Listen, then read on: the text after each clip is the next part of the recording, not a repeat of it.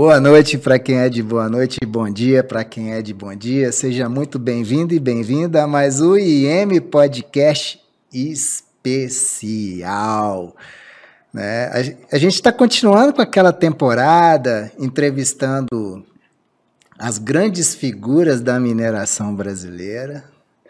E hoje a gente tem a honra de receber aqui o mestrão Elcio Borges. Boa noite, Elcio. Boa noite, Gustavo. Boa noite a todos, boa noite a todas. Prazer estar aqui com você novamente para a gente conversar um pouco. Então, Elcio, eu vou fazer uma apresentação aqui breve, né? Você, para variar, mandou a sua bio muito resumida, mas vamos lá. O Elcio é engenheiro civil e sanitarista, especialista em políticas públicas e mestre em educação, gestão social e desenvolvimento local.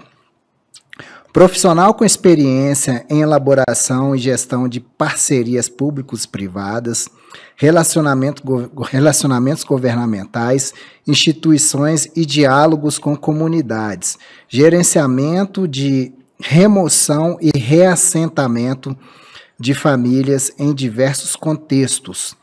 Atualmente no ramo de mineração, presidente e cofundador do Coletivo Quantos. Certo, Elcio? Exatamente isso. É resumido porque você falar de você mesmo é uma coisa meio estranha, né? Então, acho que dá para contar um pouco aí do que é. Não, é isso aí. Elcio, eu fiz sua apresentação aqui, né? Cumprindo aquela formalidade teórica e tudo mais, né? Dos grandes eventos. Aquela caretice, né? Sim. Que faz parte das coisas. Quem é o Elcio Borges por Elcio Borges? Elcio Borges é o Elcio Martins Borges. Parte aí desse resumo que eu te mandei aí.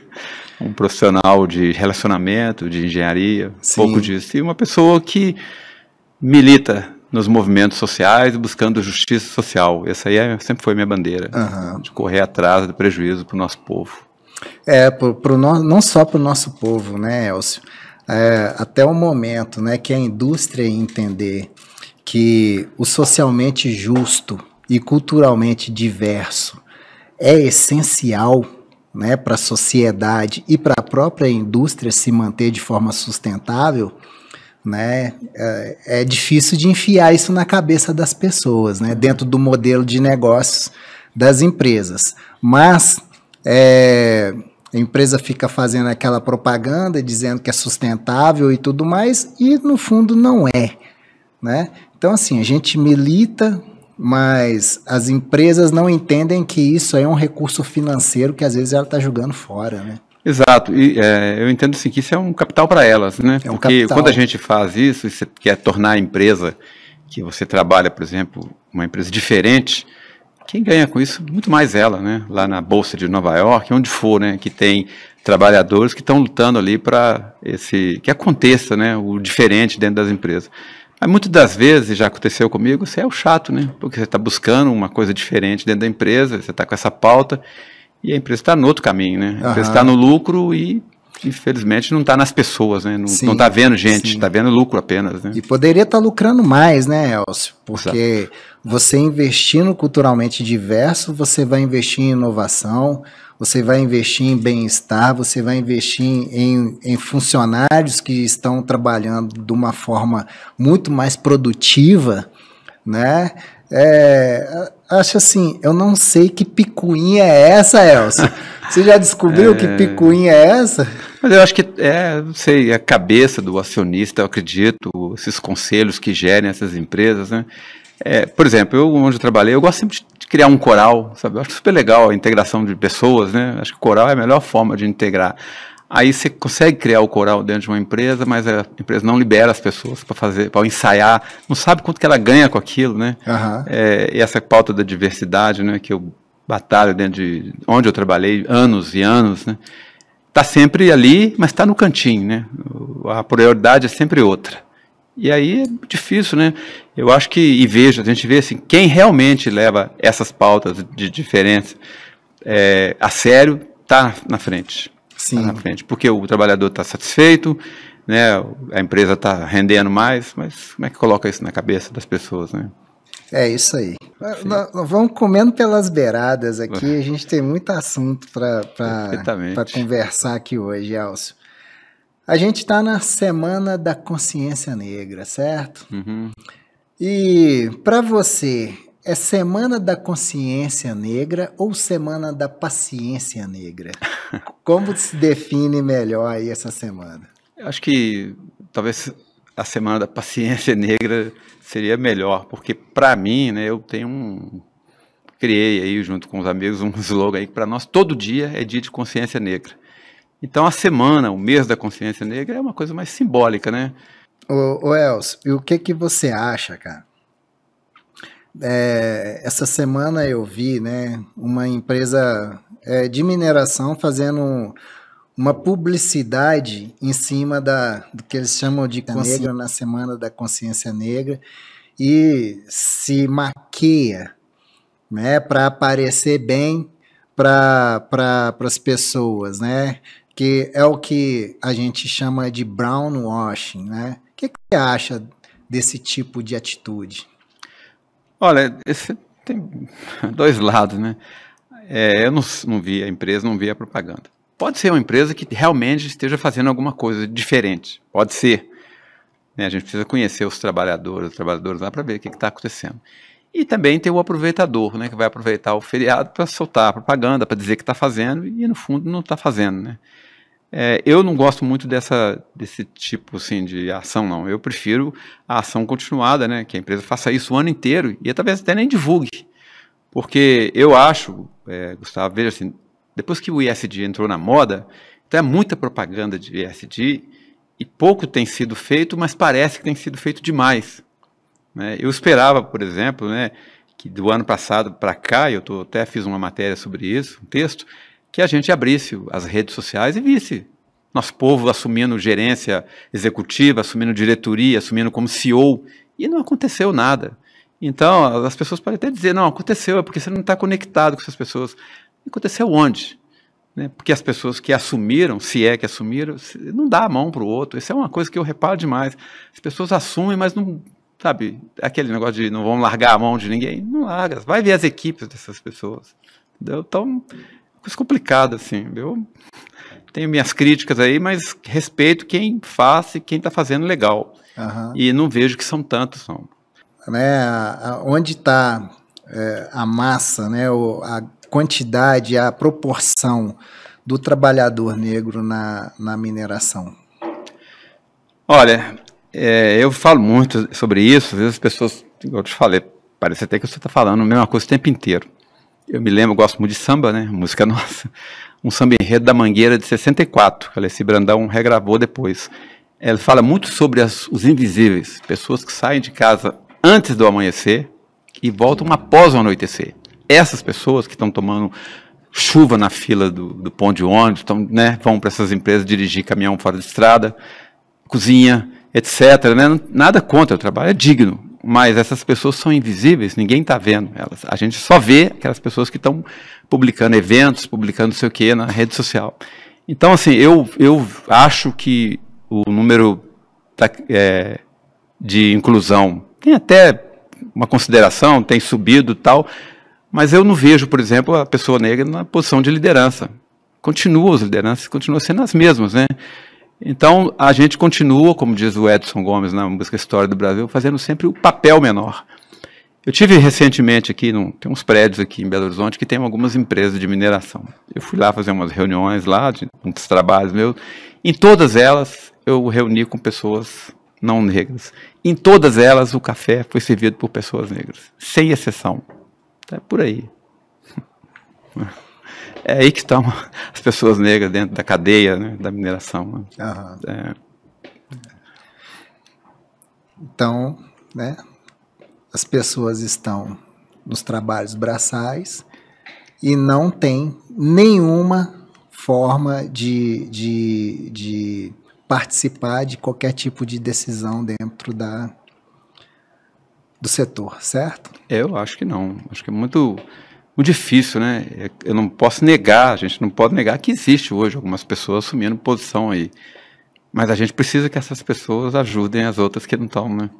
Trazer para perto delas, né? Porque a gente está trabalhando para construir isso, eu já estou no final de carreira, mas as pessoas que estão aí trabalhando para construir, para que essas ascendam a posição, mas para que essas puxem as outras, né? Porque se chegar lá e também, sabe, não dar importância, não ligar, não assumir a pauta, o que adianta? Vai virar número. Número, tem um diretor negro aqui, número, né? Número. E a gente não quer número, a gente quer participação, quer inclusão, né? Quer que as pessoas tenham o valor delas, né? Com o advento aí da política de ações afirmativas, de cotas, né? Hoje a pessoa negra, né? Muita gente está se formando em universidade, né? As pessoas precisam trabalhar. Sim. Né? Precisa trabalhar e precisa disputar uma posição numa empresa em igualdade de condições. Né? Recentemente aconteceu comigo, eu fui convidado por um headhunter para participar de um processo numa grande empresa aí. E aí conversei com a headhunter, só com ela, não conversei com a empresa. Passou uns dias, ela me mandou um e-mail dizendo que eu não estava aderente cultural e profissionalmente, tecnicamente, à empresa. Eu não conversei com ninguém da empresa. Mas eu disse para ela na entrevista a minha pauta de diversidade e de inclusão. Talvez isso aí, para a empresa que ela está representando, não fosse uma pauta importante. E ela me eliminou. Foi bom também, eu não estava muito interessado. Então eu já dei o recado. Mas achei estranho, porque eu não cheguei a conversar com a empresa. E já fui descartado na entrevista com a headhunter, entendeu? Entendi. É esse tipo de coisa que acontece comigo e com todos nós, né? Fala-se muito Você acabou de dizer, né, Elcio, que concorrer, né, no mesmo nível, né? Cara, esses corres que a gente tem que fazer. Vamos contextualizar aqui as pessoas, né, Elcio? A gente já nasce endividado, certo? A gente não tem herança, a gente tem que trabalhar, a gente tem que estudar, a gente tem que ajudar em casa, né? Com os pais, com os avós. Quando você tem filho, você tem que criar seus filhos. Você não tem onde... Assim, eu não estou falando todo mundo, mas eu estou falando de mim. Sim. Né, que eu acredito que também você possa ter tido uma origem parecida com a minha. Sim. Né, de pais que são trabalhadores ali, rala, né, de segunda a sábado para botar comida dentro de casa. Ou seja, né, não tem como... no meu caso, eu consegui estudar porque eu sou filho único. Né? Agora, imagina uma família com 10. Meu caso, né? No seu caso. Eu fui o primeiro a fazer curso superior lá. Ou seja, eu também, da minha família inteira. Você tem que trabalhar e estudar, você tem que pagar o seu inglês, se você quer aprender inglês, você tem que mover o mundo e ainda desviar de coisas aí que podem acontecer, que pode até te matar. Como que essa pessoa vai concorrer de igual para igual com outra que nasce ali já com uma herançazinha e pode estudar tranquilo, sem preocupar com trabalhar, sem preocupar com as coisas dentro de casa? Como que é concorrer com essa pessoa? Não dá para concorrer, né? Recentemente eu vi uma colega nossa procurando uma pessoa negra para trabalhar na empresa dela que tivesse inglês. Tem inglês. A gente não tem tempo de fazer inglês, a gente tem condições de fazer inglês. O inglês que você aprende no colégio, não dá para você trabalhar com ele. E essas empresas, elas já colocam lá o inglês como pré-requisito. Nossa língua não é inglesa, nossa língua é portuguesa. Então, se a empresa precisa de alguém que fale inglês, ela contrata um tradutor, ficaria muito mais barato para ela. Às vezes ela perde um técnico muito bom, porque o cara não fala inglês. Né? Não valorizar a nossa língua. As pessoas, por exemplo, a gente trabalha com relacionamento com comunidade, né? As comunidades não falam, coitadas, né? Tem muitos que não conseguem falar nem o português direito, as empresas precisavam estar ajudando a qualificar as pessoas das comunidades para falar português, e a gente está cobrando inglês, né? E aí, no nosso caso, né, eu te dou o exemplo da minha família, né? 10 irmãos, né? Eu já estudei, fui o primeiro a me formar lá, depois de muita ajuda, né, para conseguir fazer meu curso superior. E assim esbarra sempre nessa barreira de competir, porque você não vai competir de igual para igual. Você pode ser melhor tecnicamente, mas você não fala inglês, mas você é preto, mas você é velho, sabe? Então não querem. Não querem, mas nas propagandas dizem que querem. Entendeu? Porque assim, você não coloca a pessoa para dentro e dá o curso de inglês para ela, se ela é um faz bom intercâmbio, técnico. né? Exato. Uhum. Eu sei de uma ou duas empresas aí que fazem isso, até de mineração, que vê se a pessoa tem uma noção boa, põe para dentro e aí desenvolve. Qual empresa que é, Elcio? Eu já ouvi falar que a empresa, a BHP, faz isso. Certo. Eu não tenho certeza. Conheço gente que trabalha lá, mas eu já ouvi dizer que uma colega minha que entrou lá me disse que ela falava inglês não fluente e lá dentro deram o treinamento para ela. Eu achei super legal. Excelente. Um modelo, né? Mas a grande maioria, né? Mas não é só na mineração, é na cadeia e nas grandes empresas como um todo. O tratamento para o povo negro é o mesmo em todas as empresas, né? Então é muito difícil, né? Eu venho aqui do Alto Veracruz, aqui, fui criado aqui na favela, a gente chegou lá, nossa casa não tinha água, não tinha energia, era emprestada, no esgoto nem se fala, né? Foi muito difícil. Meu pai, igual você comentou, meu pai era pedreiro, minha mãe doméstica. Meu pai, em determinada época, teve problema, teve que amputar a perna. Aí, sabe, parou de trabalhar, foi uma coisa muito difícil. Isso eu, né? E meus amigos que estão lá até hoje, né? Alguns, os que estão vivos, né? Porque muitos não estão vivos mais, né? Meus irmãos, né? Então, assim, para nós tudo é mais difícil. A gente não consegue disputar de igual para igual. Não consegue, porque a gente já largou perdendo, né? E não vai chegar.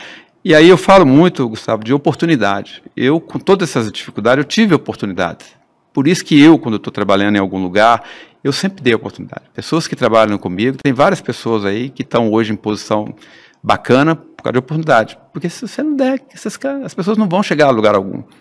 Então, eu tive a oportunidade, teve uma instituição que ajudou a gente a estudar, quando a gente morava no Alto Veracruz, eu consegui fazer o ginásio, consegui uma bolsa de estudo para fazer o pré-vestibular e para fazer a engenharia. Então, essas coisas vêm na vida, né? Mas, assim, realmente é bem mais difícil. Bem mais difícil. Quanto um filho de alguém que já é um diretor, já é não sei o quê, só bota meu filho aí, vamos para frente, né?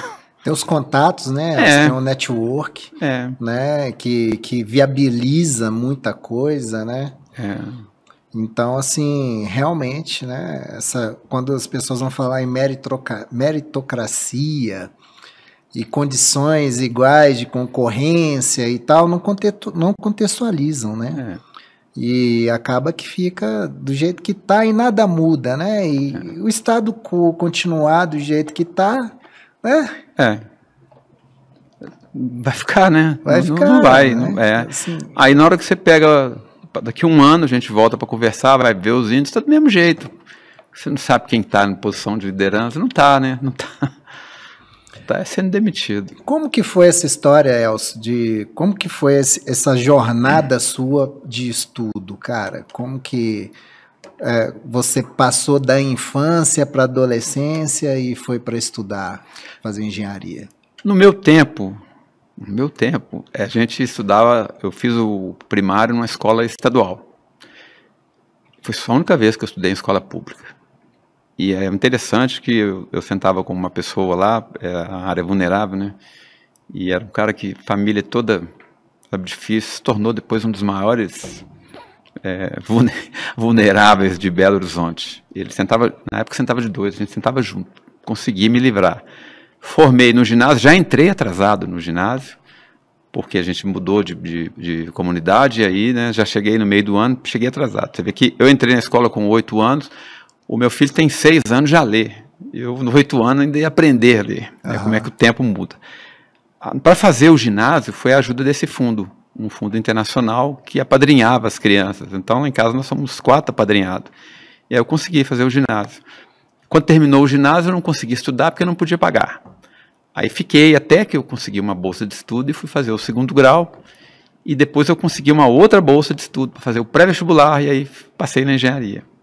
Fui fazer engenharia e eu jamais pensei em ser engenheiro. Eu sempre quis trabalhar com área social. Eu queria fazer sociologia, mas o destino me levou para a engenharia.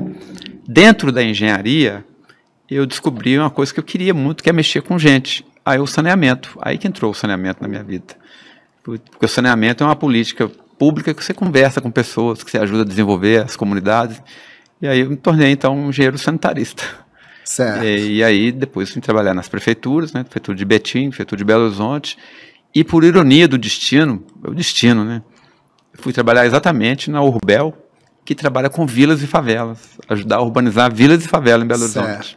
A natureza me devolveu para ajudar o meu povo lá. Eu achei isso aí uma coisa super legal. E aí trabalhei 13 anos na Urbel, reassentando família, com área de risco e tal. Foi a melhor escola que eu tive, que eu posso falar assim, sem medo de errar, foi trabalhar com vila e favela em Belo Horizonte. E como que foi essa virada para entrar na mineração? Então, na Urbel, eu trabalhei nos grandes empreendimentos aqui, fazendo parceria público-privada, né, com grandes empresas, e eu também trabalhei muito com reassentamento de famílias, né? Eu fui responsável por reassentar grandes obras aqui. A Linha Verde, por exemplo, né, até então era a maior obra de reassentamento, e eu coordenei lá a remoção para se construir a Linha Verde. Dali da Linha Verde, com esse trabalho aí de trabalhar mediando conflito e tal, eu recebi um convite para trabalhar no Pará. Eu queria muito trabalhar na África. Acabou que eu até estive na África já representando o prefeito de Belo Horizonte na época, num seminário internacional pela Urbel. E na volta, eu conversando com uma amiga minha que trabalhava numa grande empresa, e eu contei para ela que eles tinham uma representação na África. Ela falou: na África eu não posso te ajudar não, mas eu posso te indicar lá no Pará. Aí me indicou no Pará e eu fui, deu certo. E aí que eu entrei. Na MRN? Vale. Vale? Sim, Vale. sim. Eu entrei direto na Vale. Entrei lá como analista e com 3 meses eu fui promovido para gerente. Certo. Tudo começou na mineração, foi aí. Entendi. E na Vale, você já conseguiu desenvolver algum projeto de inclusão, de equidade? Eu falo assim, Gustavo, enquanto você não achar escrito, vale o que você está falando. Que eu não sou o primeiro, eu sou um dos primeiros a levar essa discussão. E dentro da Vale fui eu que levei, sabe? Mas tem uma coisa muito legal, que eu trabalhava com um cara muito legal, né? E aí um dia ele me convidou num seminário, eles convidaram todos os gerentes, né? E só tinha eu e mais 2 gerentes de negro lá, de 70. E aí esse diretor, a gente conversando, ele falou: você precisa me ajudar com essa questão de trazer pessoas negras para dentro da Vale, de inclusão. Aí comecei esse trabalho. Que ano foi esse? 2008. Fiz 2 anos lá de Semana de Consciência Negra, fizemos vários movimentos internos de consciência negra. Tem tudo gravado, tudo. Tem todos os vídeos para mostrar, para dizer, não sei se foi o primeiro, não sei se é importante ser o primeiro, mas é um que levou a discussão lá para dentro, né? E fiquei lá 3 anos, depois fui transferido para cá e também continuei a discussão aqui dentro, até sair. Mas, assim, foi muito legal porque, é que eu estou te falando, vale muito de quem se encontra no caminho. Eu, nesse período que eu trabalhei na Vale, eu trabalhei com uns diretores muito bacanas. Uns caras que tinham preocupação, nenhum deles negro, mas tinha preocupação com a inclusão, com a diversidade, e eles davam abertura para fazer as coisas. Então, eu sou grato a esse pessoal aí, a visibilidade que nós tivemos. Eu falo para os meus amigos que moram lá no Pará Pode hoje. falar os nomes aí, viu? Não, um é o Márcio Godoy, o outro é o Ivan Montenegro, e tive os gerentes, que era o Jariston, o Vitoraço, tive o gerente o Luciano Almada, o Maurício Cretella, uns caras assim, diferentes, sabe, que eles ajudaram demais com essa pauta aí. E os colegas também, né, do mesmo nível, né. Então, assim, eu acho que isso foi fundamental para a coisa acontecer. Eu sou muito grato a essa turma aí, porque eu consegui levar o recado, que eu sempre, né, eu gosto de falar, eu sou negro, todos nós negros somos do movimento negro, mas nós somos negro em movimento, né? Eu sou negro em movimento. Onde eu estou movimentando a causa, né? Consegui fazer lá e em outros lugares que eu trabalhei também. E aí, depois de Vale, você continuou na mineração? Como é que foi? Depois da Vale, eu fui convidado para trabalhar no governo do estado de Minas Gerais. Foi criada uma mesa de mediação de conflito, diálogo com conflitos. E eu fui o secretário executivo dessa mesa, responsável pela governança, também com uma turma que a gente fazia mediação, Ministério Público, Tribunal de Justiça, todas as instituições do governo do estado e todo mundo que estava envolvido em conflito. Todo tipo de conflito, inclusive mineração, ocupação de terra, e a gente fazia mediação. Fizemos mais de 100 mediações aí em 1 ano e meio. Dali, enquanto eu estava lá na mesa, rompeu a barragem de Mariana. E veio esse conflito para a mesa. E aí eles me convidaram para ir trabalhar em Mariana, porque eu fiquei 5 anos também, numa reparação lá. Ajudando lá o povo. Certo. O povo, nosso povo quilombola, tal, as comunidades tradicionais, né? Eu trabalhava com diálogo, né? Sim. Também foi um período inicial muito legal lá, que eu tinha uma liderança lá também que me chamou e me pediu para levar essa pauta lá para dentro. E hoje, Elcio, não me venha falar que você já se aposentou. Você ainda continua trabalhando. Continuo trabalhando, mas hoje eu trabalho mais em casa, com consultoria, sabe? Estou numa mineração aí, ajudando também. E continua nos relacionamentos. Nos relacionamentos, fazendo esse tipo de trabalho que eu faço, de levar a empatia, né? Que é o importante, né? Que a empresa precisa ter empatia com os territórios, com as pessoas, né? E eu preocupo muito com o desenvolvimento do território. E esses territórios que a gente trabalha, onde tem mineração, grandes empreendimentos, o povo preto está ali, né? Sim. Então, a gente leva lá para eles verem aí que é possível a gente fazer uma coisa diferente. Eu levo o meu nome assim para ajudar a fazer coisas diferentes dentro dessas empresas aí. E as empresas têm aceitado, então sinal que tá bom, né? Sim, sim. Elcio, qual é a importância da empresa, né, manter esse bom relacionamento, e não só isso, né? Quais são as políticas adequadas, né, entre as empresas e as comunidades e os territórios onde elas se inserem? Houve um tempo, né, Gustavo, assim, para trás, que você fazer uma obra, você precisava fazer uma estrada, ou o que for, aí o cara está se preocupando demais com o orçamento e com o cronograma. E esquecia que tinha uma pessoa dentro da casa, né, e queria passar por cima e tal. Hoje, a sociedade, né, os institutos importantes de sustentabilidade, né, ninguém aceita isso mais. Então, o importante para a empresa é escutar as comunidades e desenvolver os projetos junto com as comunidades.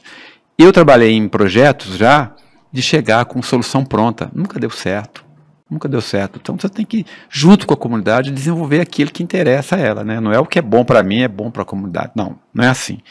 E quando a empresa tem essa visão, consegue enxergar, consegue ver a importância de fazer ações voluntárias, não é só condicionante. Condicionante é obrigação. Ações voluntárias de desenvolvimento local, acho que isso é importantíssimo. Por quê? As empresas arrecadam um valor razoável nessas, né? Então, de devolver para as comunidades, sabe, parte dessa arrecadação. Aí não é só a empresa, né? Porque a empresa ela recolhe para o poder público. Se você também não tem um gestor interessante, um gestor preocupado com os municípios, eu conheço poucos municípios, que aplicaram e os municípios desenvolveram. Muitos deles, e aqui perto, você vai ver, que tem muita mineração, os municípios estão do mesmo jeito, porque o recurso entra, mas ele não é aplicado. Ele não é aplicado naquela comunidade que precisa. Entendeu? É o tal do subsídio cruzado, você tira o dinheiro daqui e leva para outro lugar, né? Então, tem que desenvolver ali com a comunidade, né? Criar os grupos de referência nas comunidades, sentar com as comunidades tradicionais, povos originários, sentar com eles para desenvolver. Sabe? Então, assim, o produto está ali, né? O minério, ou o que for, né? Mas eu preciso te devolver, né? Porque eu estou tirando daqui, como é que eu faço para te devolver? E o município precisa desenvolver. E precisa desenvolver com esse recurso, porque o dinheiro do orçamento do governo, ele não é tão, né, o suficiente. Mas o CEFEM, no caso da mineração, é um recurso bom, que dá para fazer trabalho interessante. Eu sonho, né? É sonho meu que eu não vou ver. Talvez Francisco, né? Está com 6 anos. Vai ver o dia que vai sentar todo mundo, Ministério Público, Justiça, TJ, empresa, comunidade, e montar um plano de desenvolvimento para os municípios. Sabe, porque eu acho que no primeiro mundo deve ser assim, e aqui devia ser assim também. Mas é todo mundo brigando contra, é a turma que é contra a mineração, mas está o tempo inteiro usando produtos da mineração, não deixa a mineração. Eu conheço comunidade que não tem água, sabe, e as pessoas não deixam a mineração chegar lá, mas também não leva água para eles. Entendeu? Então por que não senta todo mundo? Vamos montar um negócio aqui, mas tem que brigar. Tá no sangue a briga, né? Parece, né? E aí, quem perde? Perde o senhor que está lá com seus 90 anos, 80 anos, o neto dele lá, que vai para a escola tomar uma água contaminada. É esses que perdem. Difícil, difícil demais. Não, realmente, eu acho que a gente está num ponto, né, Elcio, também que há uma expectativa desses territórios e das comunidades com o legado que a mineração vai deixar, né, para esses territórios, né? Porque eu vejo que desde 2019 o maior risco para investidores colocarem ali seus recursos na mineração, mapeado pela Ernst Young, é a tal da licença social para operar. Uhum. Então, assim, começou com a onda do ESG, e hoje, além, né, de esperar o que é feito, né, em relação a essas políticas e programas, as pessoas ainda esperam saber qual que é o legado que a mineração vai deixar nesse território. E às vezes falta muito dentro, né, das estratégias da mineração, uma comunicação adequada com esses territórios e também de inserir essas pessoas, né, esses territórios na tomada de algumas decisões, né? Uhum.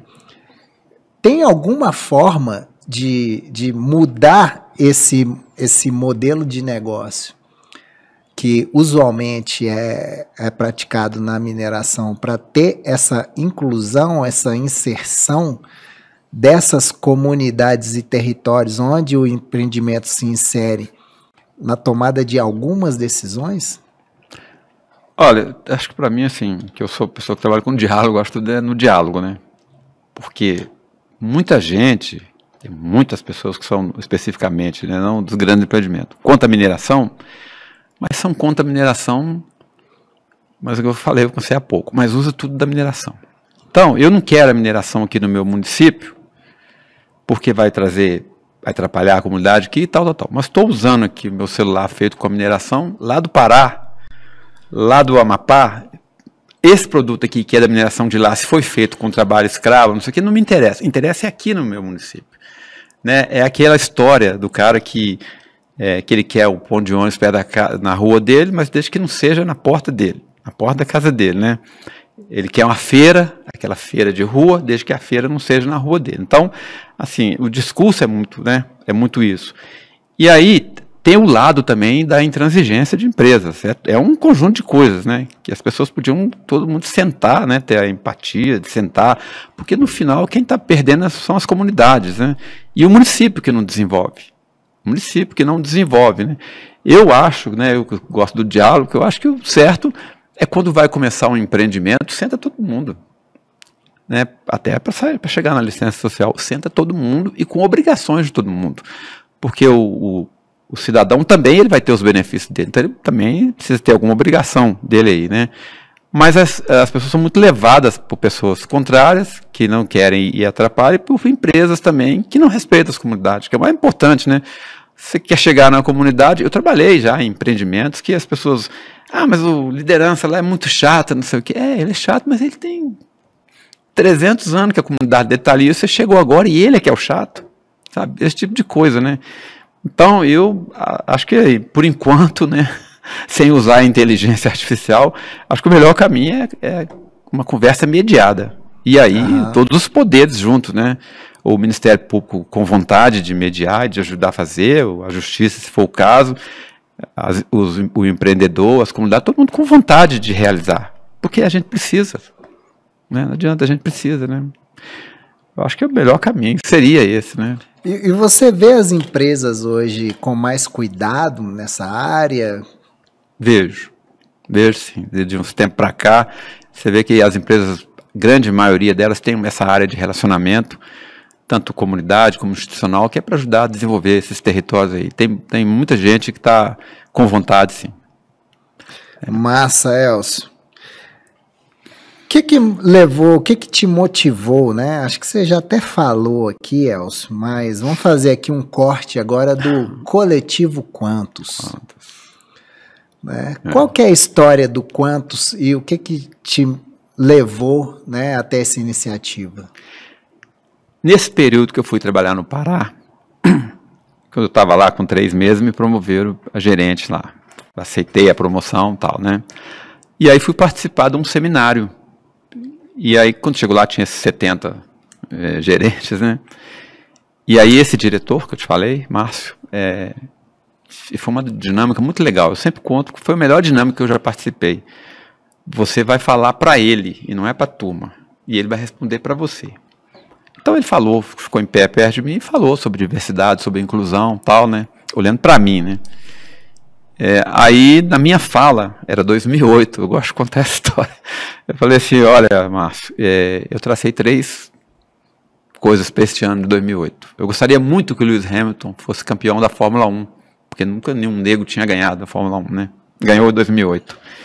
Era a eleição do Obama. Queria muito que o Obama ganhasse a presidência dos Estados Unidos, né? E falei, gostaria muito de ver um gerente negro aqui na empresa.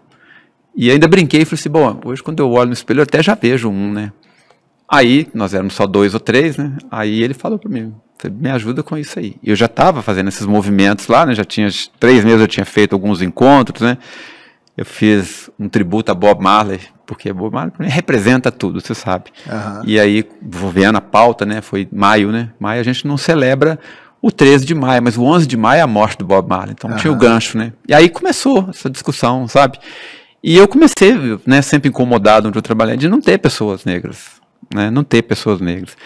E aí comecei essa discussão lá dentro, deu certo, vim para cá de volta, deu certo, tinha pessoas lá, Thaís, por exemplo, que trabalhava lá, colega minha. Aqui chegando, nós fomos reunindo outras pessoas, Camila, Thaís, Roberto, Carlos, Tiago, Carol, a outra Camila, sabe? E foi montando um grupo que a gente virou um coletivo. Aí a gente foi procurar o nome do coletivo. E é esse. Porque quando você fala com alguém assim, a sua empresa não tem um gerente negro? Não, tem um lá. Mas quantos? Quantos tem lá? Ah, não tem nenhum diretor. Quantos que tem? Aí quantos?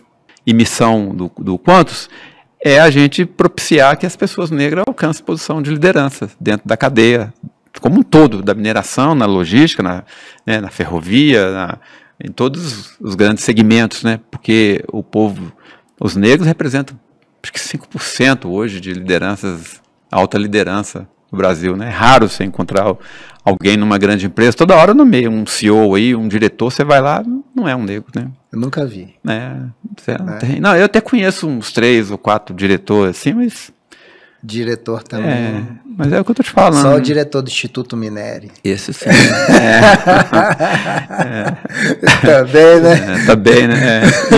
E o do quantos, né? Que teve que construir tudo para si mesmo aí, ser diretor, né? Mas, enfim. Mas é uma luta muito árdua, porque assim, eu trabalhei em outros lugares, assim, que fui levar a pauta, e eu falo muito isso, se o RH da empresa, se a diretoria não der isso para o RH, como obrigação, e o RH não der para os gestores que contratam, eles não vão contratar. Não vão. Se empatar, ele não vai chamar o negro. Há pouco tempo, numa conversa numa empresa, aí a moça falou para mim, você acha que eu estou fazendo errado quando eu abro uma vaga preferencialmente para mulher ou para negro? Eu falei, você quer contratar o negro e a mulher? Quero, então por que você não abre a vaga para eles? Hoje, Gustavo, eu conheço várias pessoas que não estão mais escrevendo em vaga afirmativa. Porque eles escrevem e quando vai ver a pessoa que está lá não estava dentro daqueles critérios. Sabe, esse dia eu mandei uma vaga para uma colega minha, uma arquiteta, alta competência, falou, não escrevo mais, Elcio, não adianta. Não entra, entendeu? É só brown washing. Só propaganda enganosa. É, por isso que tem que falar inglês, que é para inglês ver, né? É para inglês ver. Exatamente. Então... Tem um termo em português para falar o que é isso? Não, eu não conheço, não, mas deve ter. Deve ter. Infelizmente é assim. Elcio, na mineração, tem algum programa que você conhece sobre inclusão e equidade racial? Nas empresas, muitas empresas têm, que eu sei que tem. E tem colegas nossos no coletivo que participam, né, dos programas nas empresas. Certo. Tem sim, tem muitos que tem. Você pode citar algum? A própria Vale eu sei que tem um programa de elevar o índice de pessoas negras lá dentro. A Vale é uma que eu sei que tem. principal, né? Quantas? Quantas? Talvez, porque eu te falo, porque assim, a gente conhece mais, eu trabalhei na Vale, eu conheço muitas pessoas lá, né? Então, eu sei que lá tem. As outras, programa assim, estruturado, eu não conheço, não. Mas acredito que deva ter, porque elas têm os grupos, né? Peraí. Thaís, por exemplo, é do grupo lá da empresa dela, de diversidade, né? Tem a menina nossa lá, amiga lá da GE também, eles têm uns programas assim. Tá todo mundo começando, né? Desenvolvendo, né? Mas tem muita gente que já tem os programas. Entendi. O que eu acho, Gustavo, que a gente precisava, que dispersou demais, sabe? O movimento negro, né? Dispersou demais. Então, é uma instituição aqui, é uma ONG ali, é um não sei o que ali, aí está dispersando demais e a gente não está com a força que o movimento tinha de ter a força de bancar. Porque aí as empresas, aqui tá ali, tá disfarçado, né? É uma força que você vem de um coletivo com um discurso, né? Porque quando a coisa está fragmentada ali, acontece que você não tem aquela força que impulsiona ali num sentido só, né? Às vezes você está dando tiros para todos os lados, né? É o que o Stuart Hall fala, né, em sua obra, que a gente tem que reconhecer a diversidade do povo negro, de todas as etnias que o compõem, né? Na África já existe muitas etnias que são diferentes uma das outras, né? Aqui no Brasil mais ainda, com todas as etnias que a gente tem. Mas quando a gente vai falar, quando a gente vai expor uma opinião ou requerer algo, o ideal é que você coloque com uma voz só para dar um alcance maior, para ter mais força nessa voz, né? Então, assim, realmente a coisa tá fragmentada, né? Exato. A gente, com essa pulverização e fragmentação, a gente não consegue eleger nem um vereador negro, a gente consegue eleger, eleger um presidente negro no Brasil, né, com o índice de população negra que a gente tem, né? A gente não consegue eleger.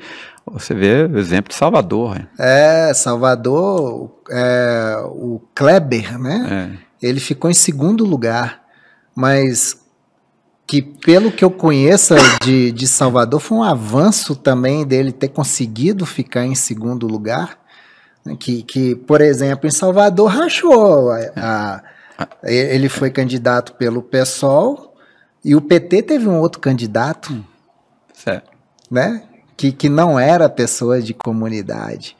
Então, um cara que é a cara de Salvador, Rastafari. Pois é. Meu sonho de consumo. Candidato super preparado, um discurso assim, lindo mesmo, né? Em uma capital que vai dizer que Salvador 50% é negro? Não é, eu acho que é muito mais que isso. Mais. Né? Na verdade, Salvador tem um pedaço de Salvador que não é negro, né? E muito pequeno, vamos dizer que é 10% da cidade, mas enfim.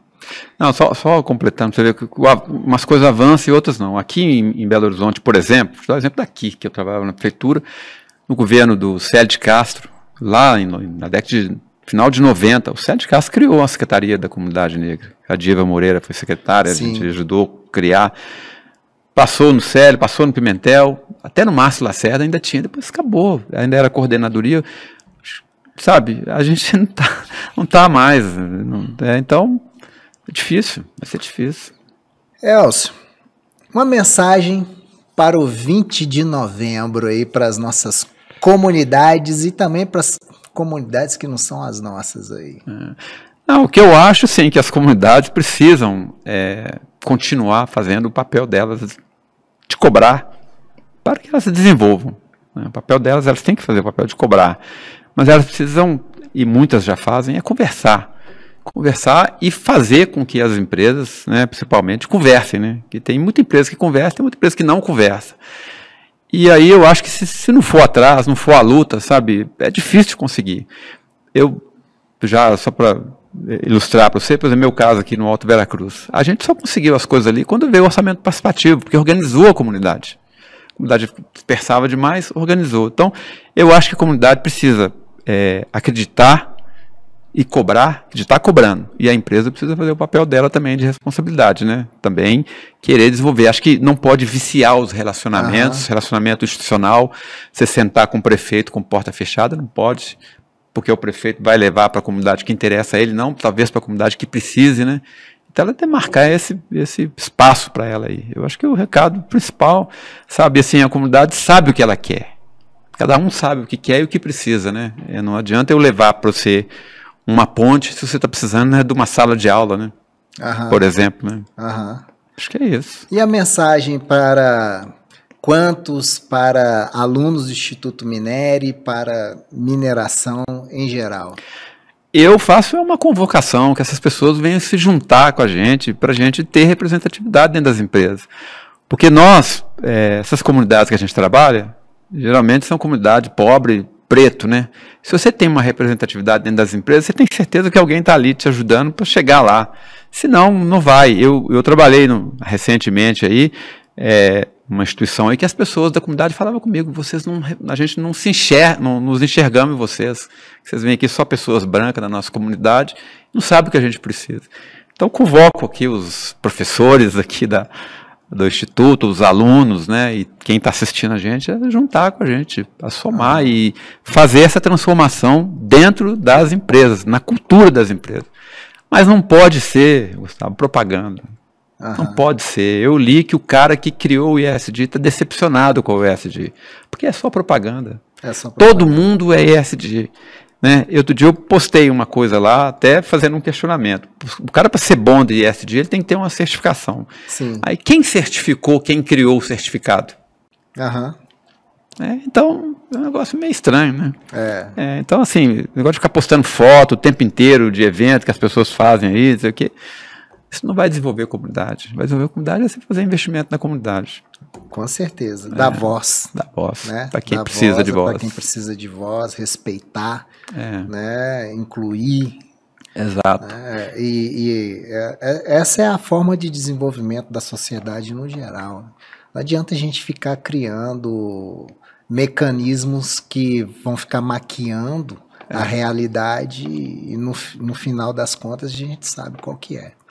Certo? Exato, não adianta você querer, igual eu já vi, querer levar para a comunidade reassentamento, casas para a comunidade, com banheiro bonito lá de dentro. Essa comunidade a vida inteira teve banheiro do lado de fora. Ela quer o banheiro do lado de fora, aí você faz a casa, sabe, para você descaracterizar, você dividir a comunidade. Sim. Não pode.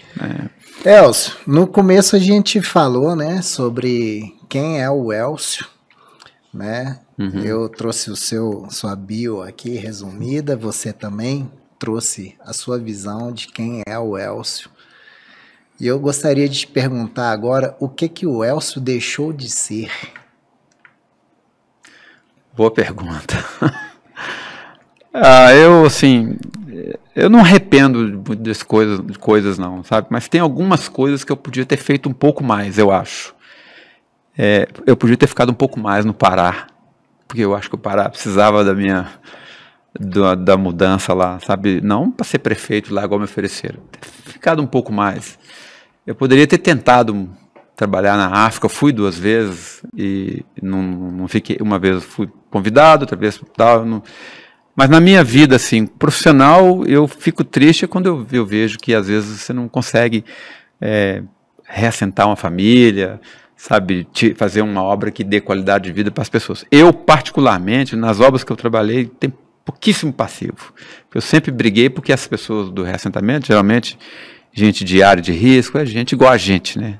Nem todo mundo negro, mas pessoas que sofreram demais. Então, eu estou ali para isso. Então, assim, isso é uma coisa que eu gostaria de ter feito mais, mas não depende de mim, né? Eu não tenho recurso, né? E às vezes você não consegue convencer o cara que está acima de você, que aquele cara... Né? Eu dá para contar um caso rápido aí? Claro. Um desses diretores que eu te falei, numa obra que eu trabalhei aqui da Vale, aconteceu um caso, assim, para mim inédito. A gente numa sala, e ele falou assim, olha, eu não vou mais liberar recurso tá, sabe? Eu falei, olha, diretor, tem 3 famílias ali que a gente não pode deixar elas lá. E numa coisa que eu nunca vi, ele levantou e falou assim, vamos lá. Nós fomos lá nas famílias. E eu apresentei para a família, não falei que ele era diretor, e ele virou para mim e falou assim, como é que resolve isso? Eu falei, eu sei resolver. E fomos e resolvemos e reassentamos as famílias, sabe? Sim. Assim, foi um caso assim, totalmente diferente. Assim, um cara que eu tenho no maior crédito com ele, respeito, porque foi lá, sabe? Não ficou dentro do gabinete só dando não. Deixa eu ir lá ver o que é que... Falta muito isso. Sim. Acho que falta muito isso. Você sentir o problema, né? Ter empatia, né? Fica só de longe dando não. E realmente você não vai conseguir. Eu achei que você ia falar que você deixou de ser o vocalista da banda de reggae. Isso aí, eu deixei de ser baterista, porque eu comecei a estudar bateria e parei, e queria muito ser músico. Eu queria duas coisas, eu queria ser sociólogo, não consegui, ainda há tempo, né? E queria ter uma banda de reggae e fazer cinema. Isso eu gostaria muito, mas... Então é isso aí, mestrão. Muito obrigado aí pelo teu tempo, né, de compartilhar com a gente aí toda a sua trajetória, toda não, né, um corte da sua trajetória de vida aí e suas iniciativas aí, né, que é para o bem de todo mundo. Eu que quero agradecer, né, pela oportunidade mais uma vez de vir aqui e poder passar essas mensagens que alguns aproveitam, outros não aproveitam, mas você tem que falar. Sim. Né? Uma hora alguém escuta, né? Rapidamente, um dia lá no Pará, eu acabei de fazer uma palestra, assim, um menino veio, me abraçou, começou a chorar, e falou comigo, eu queria ser igual a você, com essa história minha que eu contei aqui. Eu falei, como? Ele falou, eu queria ser um engenheiro. Eu falei, mas você vai ser engenheiro, mas eu não posso. A mãe dele vendia sanduíche, o pai não morava com a família. Hoje esse menino é um engenheiro, olha só, renomado lá em Canaã dos Carajás. O nome dele é Igor Conceição. Estou falando aqui para ele, eu estudei esse menino. Que massa. Eu assumia, não foi a guarda, né, dos estudos dele, para ele se tornar o que ele se tornou. E mais legal ainda, que ele estudou 2 irmãos já. Então, acho que é igual Chico Rei, né? É igual Chico Rei. É o legado, né? Você tem que ter legado. Você não pode ir em um lugar com altos salários, igual a gente tinha, um salário muito bom, tudo mais, e conforto, mas só para ganhar dinheiro. E as pessoas? A gente tem que olhar as pessoas, né? Então, é isso aí. Muito obrigado aí, mais uma vez. Valeu, mestre. Valeu. Obrigadão, cara. Valeu.